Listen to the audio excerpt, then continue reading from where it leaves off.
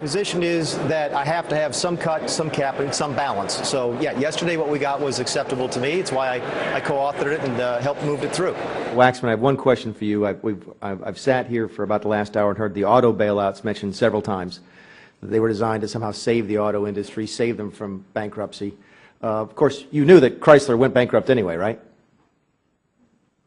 I do know that there's a vibrant American automobile Did Chrysler go industry. bankrupt in April of 2009? Yes, they did. Did GM go bankrupt in June of 2009? Well, I don't know. I'll refer that to Mr. Ryan. Did GM go bankrupt after the auto bailout? I don't know. Okay, they did. I can assure you they did. It was the second largest, I think, bankruptcy in the history of the country. I'm a little surprised you hadn't heard about it. Willing to put everything on the table to be serious about spending reductions. I seem to remember someone else calling the Buffett rule a gimmick. And in my research coming over here today, I found out that it was, in fact, the President of the United States who called the Buffett rule a gimmick. We're willing to trade a short-term increase in the debt ceiling for a long-term fix, which is the balanced budget amendment. To seek to freeze defense spending for 1 year, a single year. It is not a cut. Only in Washington, D.C. could we spend more money from 1 year to the next and call it a cut. This is not a cut amendment. It is hard to cut things that we like. And the defense of this nation means a tremendous amount to me, as I know it means to every member of this chamber. If I thought for a second that this amendment would put a single soldier at risk, if I thought for a second that this amendment would put a single citizen at risk, I would take it down immediately. But all it does is freeze spending from last year. And if we cannot do that simplest of tasks, do we really think we have an honest chance to solve our debts and our deficit problems?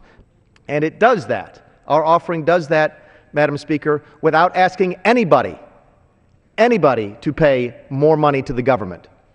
People pay enough money to the government. We spend their money improperly.